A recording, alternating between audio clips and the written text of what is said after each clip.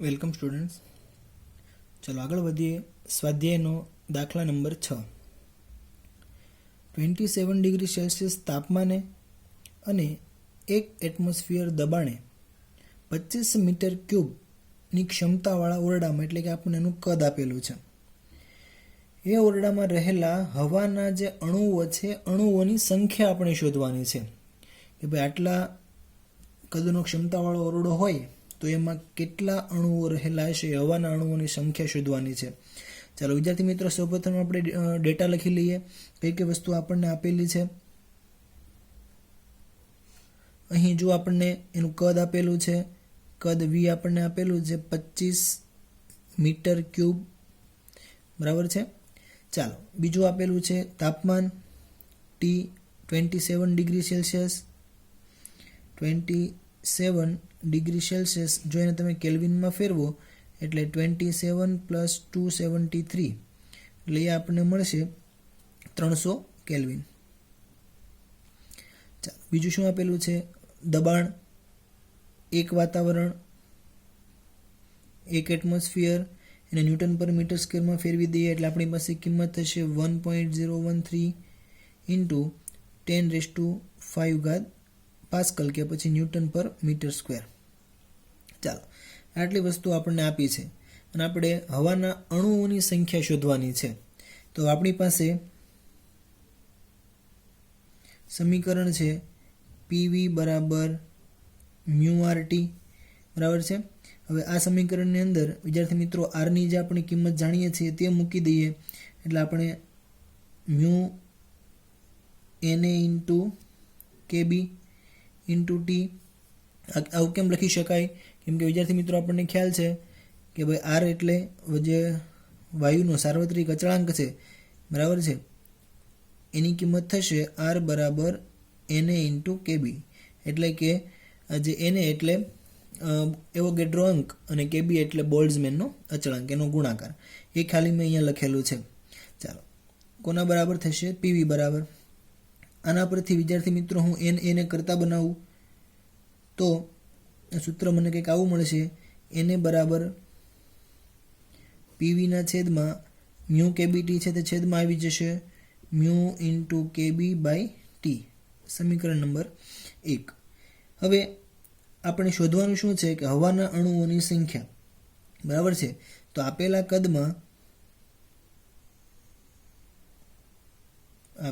કદમાં હવાના અણુઓની સંખ્યા, એના માટે વિદ્યાર્થી મિત્રો આપણી પાસે સૂત્ર છે μ = N ના છેદમાં NA, બરાબર છે. તો આ સૂત્રની પરથી આપણે જો n ને કરતા બનાવીએ કે જે આપણે શોધવાનું છે તે હવાના અણુઓની કુલ સંખ્યા, તો n બરાબર શું થશે? μ અને NA નો ગુણાકાર, μ × NA. પણ વિદ્યાર્થી મિત્રો NA ની કિંમત આપણે અહીંથી મૂકી દઈશું એટલે μ બરાબર આ સૂત્ર મૂકવાનું PV છેદમાં μ × KB × T. તો એ μ કેન્સલ થઈ જશે, બરાબર છે. તો આપણી પાસે બચે PV ના છેદમાં KB × T. ચલો એની બધાની કિંમત છે આપણી પાસે, આની અંદર આપણે એપ્લાય કરી દઈએ. P વાતાવરણ દબાણ 1.013 × 10⁵ ગુણાકાર V એટલે કદ, એ આપણને આપેલું છે 25 આખાના છેદમાં KB એટલે બોલ્ટ્ઝમેનનો અચળાંક, એની કિંમત 1.38 ગુણાકાર 10⁻23. યાદ રાખવાની છે, રકમમાં ન આપેલી હોય તો આપણે જાતે લઈ લેવાની. ગુણાકાર T આપણને આપેલું છે 300 કેલ્વિન, બરાબર છે. એટલે વિદ્યાર્થી મિત્રો આનું તમે સાદુરૂપ આપશો, બરાબર છે, એટલે આપણને એનો આન્સર મળશે 6.10 × 10⁻26 અણુઓ. તો વિદ્યાર્થી મિત્રો આટલા જે અણુઓ છે, બરાબર છે, આટલા અણુઓ ઓરડામાં રહેલા હોય કે જ્યારે એનું કદ અને તાપમાન આપણે આટલું આપેલું હોય ત્યારે એની અંદર 6.10 ગુણાકાર 10⁻26 જેટલા અણુઓ રહેલા હશે, બરાબર છે. ચલો નેક્સ્ટ દાખલા નંબર 7 સ્વાધ્યાયનો. ચાલો એની અંદર જો આપણને શું આપેલું છે કે હિલિયમ પરમાણુ માટે ઓરડાના તાપમાને, સૂર્યની સપાટી પરના તાપમાને અને 10 મિલિયન કેલ્વિન તાપમાને આપણે સરેરાશ ઉષ્મીય ઉર્જા ગણવાની છે. બરાબર છે, સરેરાશ ઉષ્મીય ઉર્જા. બરાબર છે. તો વિદ્યાર્થી મિત્રો એ આપણે ઉષ્મીય ઉર્જા એટલે આપણે જો એને આપણે ઓરડાની અંદર આપણે રાખેલો હોય, બરાબર છે, ત્યારે સૂર્યની સપાટી પર અને 10 મિલિયન કેલ્વિન તાપમાને આપણે ઉષ્મીય ઉર્જા એટલે કે એની આપણે સરેરાશ ગતિ ઉર્જા ગણવાની છે. તો પહેલું આપણે લઈએ ઓરડાના તાપમાને. ઓરડાના તાપમાને એની સરેરાશ ગતિ ઉર્જા. વિદ્યાર્થી મિત્રો એની સરેરાશ ગતિ ઉર્જાનું સૂત્ર આપણે જાણીએ છીએ, E બરાબર 3/2 kBT 3/2 kB ઇન્ટુ ટી. બરાબર છે. ચાલો 3/2 kB એટલે બોલ્ટ્ઝમેનનો અચળાંક. બોલ્ટ્ઝમેનના અચળાંકની કિંમત આપણને ખબર 1.38 ગુણાકાર 10⁻23 ટી. વિદ્યાર્થી મિત્રો ટી જે તાપમાન છે, બરાબર છે, યાર 27 ડિગ્રી સેલ્સિયસ આપણને આપેલું છે, પરંતુ આપણે એને કેલ્વિનમાં ફેરવી દઈએ એટલે અહીંયા 27 + 273 એટલે એ થઈ જશે 300 કેલ્વિન. એટલે 3/2 ગુણાકાર 1.38 ગુણાકાર 10⁻23 ગુણાકાર 300 કેલ્વિન. એટલે આનું તમે સાદુરૂપ આપશો એટલે ઓરડાના તાપમાને એની કિંમત તમને મળશે 6.21 ગુણાકાર 10⁻21 જૂલ. બરાબર છે. આ જે કિંમત છે એ ક્યાં મળે છે આપણને? ઓરડાના તાપમાને. ચાલો બીજો કિસ્સો આપણને આપેલો છે કે સૂર્યની સપાટી પરના તાપમાને, અને તાપમાન આપણે લેવાનું છે લગભગ 6000 કેલ્વિન જેટલું. તો સૂર્યની સપાટી પરના તાપમાને આપણે E ગણવું છે. તો E બરાબર સેમ સૂત્ર 3/2 kBT. એમાં ખાલી અહીંયા તાપમાન બદલાશે. ચાલો એની અંદર બાકીની બધી કિંમત ઉપરની જેમ સેમ 3/2 kBની કિંમત પણ સેમ 1.38 ગુણાકાર 10⁻23 ગુણાકાર તાપમાન કેટલું છે તો કે 6000 કેલ્વિન. આનું આપણે સાદુરૂપ આપી દઈશું એટલે આપણને મળશે વિદ્યાર્થી મિત્રો 1.24 ગુણાકાર 10⁻19 જૂલ. તો આ જે છે એની સરેરાશ ગતિ ઉર્જા E એ આપણને મળશે 1.24 ગુણાકાર 10⁻19 જૂલ. એવી જ રીતે આપણને એવું કીધું છે કે 10 મિલિયન કેલ્વિન તાપમાન માટે 10 મિલિયન કેલ્વિન તાપમાન માટે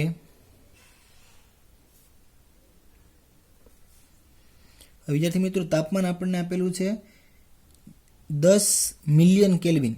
બરાબર છે. અહીંયા વિદ્યાર્થી મિત્રો 10 મિલિયન.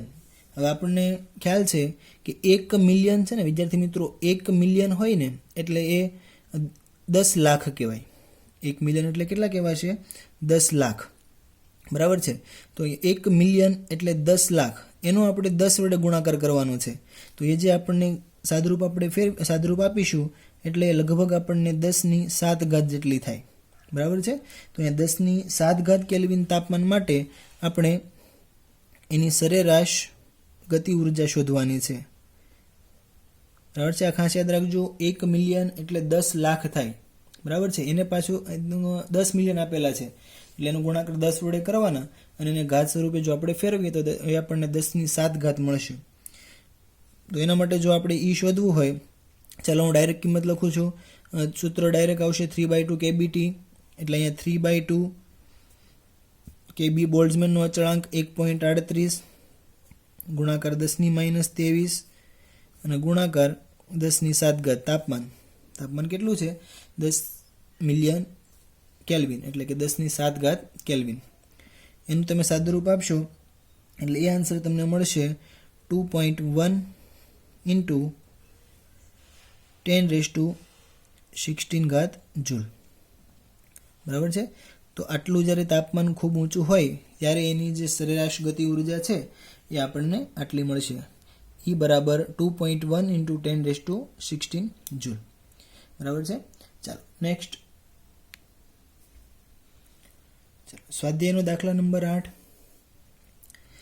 સમાન ક્ષમતાના 3 વાયુ પાત્રોમાં વાયુ સમાન તાપમાન અને દબાણે રહેલા છે.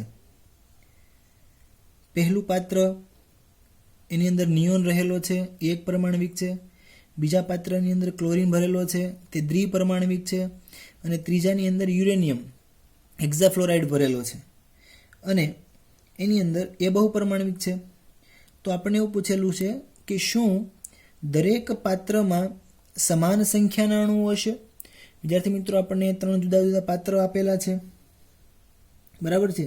એ 3 વાયુ પાત્રની અંદર વાયુ સમાન તાપમાન અને દબાણે ભરેલા છે. એમાં નિયોન છે, ક્લોરીન છે અને યુરેનિયમ હેક્ઝાફ્લોરાઇડ છે. તો આપણને એવું પૂછેલું છે કે શું દરેક પાત્રમાં સમાન સંખ્યાના અણુઓ હશે? તો અણુઓની સંખ્યા સમાન હશે કે કેમ એ આપણે કહેવાનું છે. તો વિદ્યાર્થી મિત્રો, હવે આપણે એવોગેડ્રોનો જે અધિતર્ક આપણે જોઈ ગયેલા, બરાબર, એ કંઈક એવો હતો કે આપેલા તાપમાન અને દબાણે સમાન કદમાં રહેલા વાયુના અણુઓની સંખ્યા સમાન હોય છે. બરાબર છે. હવે અહીંયા જુઓ, સમાન ક્ષમતાના 3 વાયુ પાત્રમાં 3 જે આપણને વાયુ પાત્ર આપેલા છે કેવા છે? સમાન ક્ષમતા, એટલે કે એનું જે કદ છે એ કેવું હશે? સમાન. વળી આપણને સમાન તાપમાન અને દબાણ પણ કેવું આપેલું છે? સમાન આપેલું છે. તો એવોગેડ્રોનો જે અધિતર્ક છે, બરાબર છે, અધિતર્ક મુજબ કે ભાઈ સમાન તાપમાન અને દબાણે સમાન કદમાં જો વાયુ આપણે મૂકીએ તો એના અણુઓની સંખ્યા કેવી હશે? સમાન હશે. તો એના પરથી વિદ્યાર્થી મિત્રો આપણે કહી શકીએ કે ભાઈ આની અંદર રહેલા જે અણુઓની સંખ્યા હશે તે કેવી હશે? સમાન હશે. તો વિદ્યાર્થી મિત્રો, પહેલાનો આન્સર આવશે કે હા, એવોગેડ્રોના અધિતર્ક મુજબ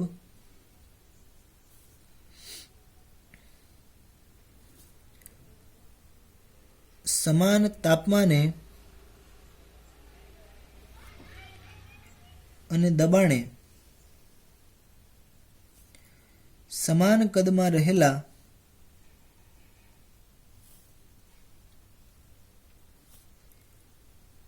અણુઓની સંખ્યા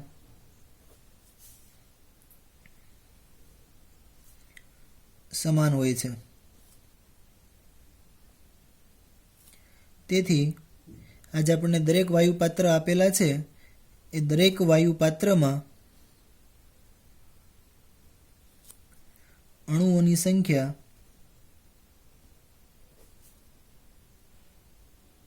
કેવી હશે? સમાન હશે.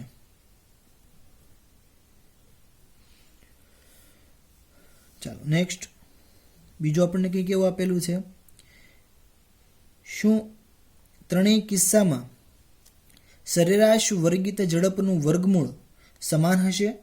એટલે કે વિદ્યાર્થી મિત્રો, 3ની અંદર શું આપણને VRMS ઝડપ છે એનું મૂલ્ય સમાન હશે?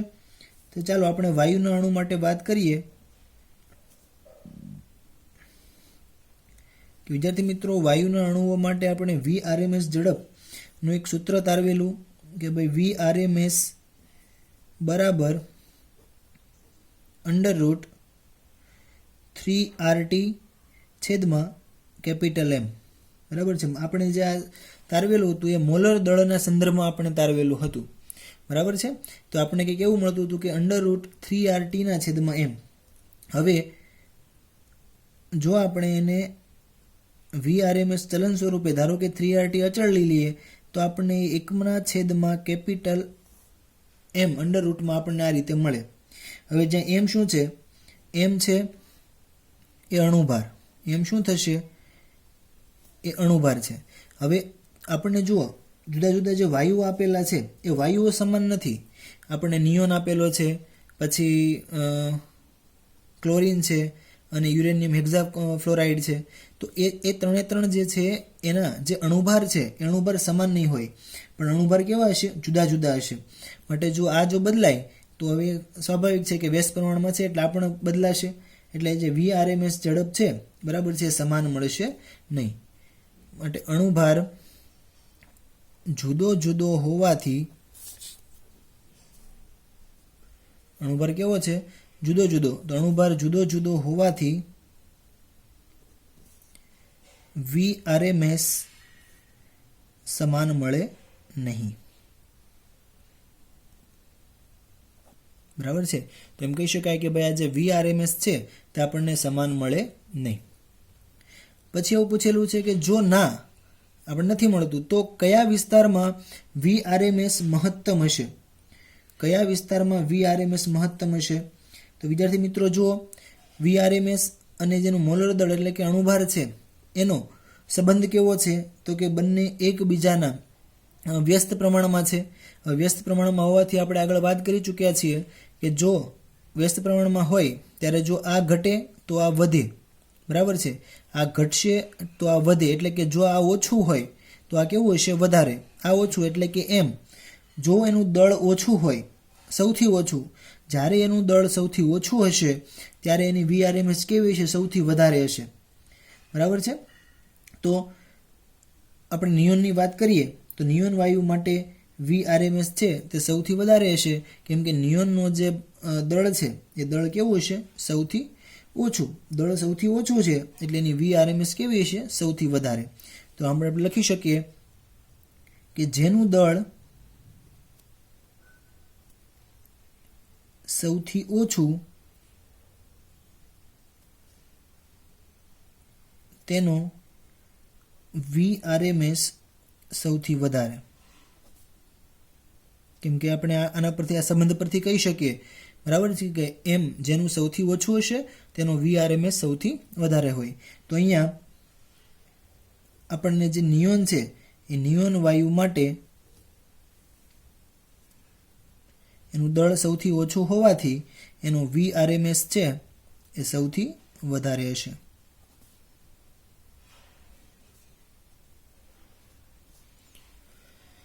ઓકે, ચાલો નેક્સ્ટ સ્વાધ્યાયનો 9મા દાખલા તરફ આગળ વધીએ આપણે. કયા તાપમાને વાયુ પાત્રમાં રહેલા આર્ગનની સરેરાશ વર્ગિત ઝડપનું મૂલ્ય સરેરાશ વર્ગિત ઝડપનું વર્ગમૂળ -20 ડિગ્રી સેલ્સિયસે રહેલા હિલિયમ વાયુના અણુની RMS ઝડપ જેટલું હશે? આર્ગનની સરેરાશ વર્ગિત ઝડપનું મૂલ્ય હિલિયમ વાયુના જે અણુ છે એની RMS ઝડપ જેટલું ક્યારે થશે, કયા તાપમાને થશે એ આપણે કહેવાનું છે. ચાલો અહીંયા વિદ્યાર્થી મિત્રો આપણને આર્ગનનો અણુભાર આપેલો છે. આર્ગનનો પરમાણુ દળ એટલે કે એનો પરમાણુ ભાર, અણુભાર. આર્ગનનો અણુભાર ધારો કે આપણે એને કેપિટલ M1 નામ આપી દઈએ. એ આપણને આપેલો છે 39.9 U. હિલિયમનો અણુભાર M2 એ આપણને આપેલો છે 4U. ચાલો આપણે કયા તાપમાને, એવું તાપમાન જે શોધવું છે, ધારો કે મારે T1 શોધવું છે કે એ તાપમાન માટે વાયુ પાત્રમાં રહેલા આર્ગનની VRMS ઝડપ એ T2 તાપમાન. તો કે કયું તાપમાન? -20 ડિગ્રી સેલ્સિયસ. કેટલું તાપમાન આપણને આપેલું છે? -20 ડિગ્રી સેલ્સિયસ. એને આપણે કેલ્વિનમાં ફેરવીશું એટલે -20 + 273 બરાબર 253 કેલ્વિન. બરાબર. એટલે આપણને T2 આટલું આપેલું છે અને T1 શોધવાનું છે. હવે VRMS ઝડપનું સૂત્ર આપણને ખબર છે કે ભાઈ VRMS બરાબર મોલર દળના સંદર્ભમાં 3RT/m. બરાબર. પણ આપણને એવું કીધું છે કે VRMS, આર્ગનની VRMS અને હિલિયમની VRMS ક્યારે સમાન થશે? બરાબર છે. તો આપણે VRMS આર્ગન માટે અને હિલિયમ માટે પહેલાં લખી દઈએ. તો VRMS 1 એટલે ધારો કે આપણે 1 નંબર આપીએ આર્ગનને અને 2 નંબર આપીએ નિયોનને. તો તો આપણને આ કંઈક આવું મળશે 3R T1 3R અચળ છે છેદમાં M1 અને VRMS 2 એટલે કે હિલિયમ માટે એ લખાશે 3R T2 છેદમાં M2 પણ આપણે રકમમાં એવું કીધું છે કે કયા તાપમાને VRMS બંનેની સેમ બને એટલે કે હિલિયમની VRMS અને આર્ગનની VRMS કયા તાપમાને સમાન બનશે તો આપણને કંઈક રકમની અંદર આવું આપેલું છે કે VRMS 1 બરાબર VRMS 2 બંનેની VRMS ઝડપ છે ક્યારે સમાન બને બરાબર છે તો આપણી પાસેનું સૂત્ર છે તો સૂત્ર પરથી આપણે સરખાવી શકીએ 3RT1 ના છેદમાં M1 બરાબર √3RT2 ના છેદમાં M2 ચાલો અહીંયા જો વિદ્યાર્થી મિત્રો 3R √ બંને બાજુ છે કેન્સલ થઈ જશે 3R અચળ છે બંને બાજુ કેન્સલ થઈ જાય તો આપણને સૂત્ર કંઈક આ રીતે મળશે માટે T1 ના છેદમાં M1 બરાબર T2 ના છેદમાં M2 બરાબર છે ચાલો આપણને જો વિદ્યાર્થી મિત્રો આની અંદર આપણે શોધવાનું શું છે T1 શોધવાનું છે T2 આપેલું છે M1 અને M2 આપેલું છે બરાબર છે તો T1 ને આપણે કરતા બનાવી દઈએ તો T1 બરાબર થશે M1 ગુણાકાર T2 છેદમાં M2 ચાલો આપણી પાસે M1 ની કિંમત છે 39.9 T2 છે આપણી પાસે 253 ખાના છેદમાં M2 આપણને આપેલું છે 4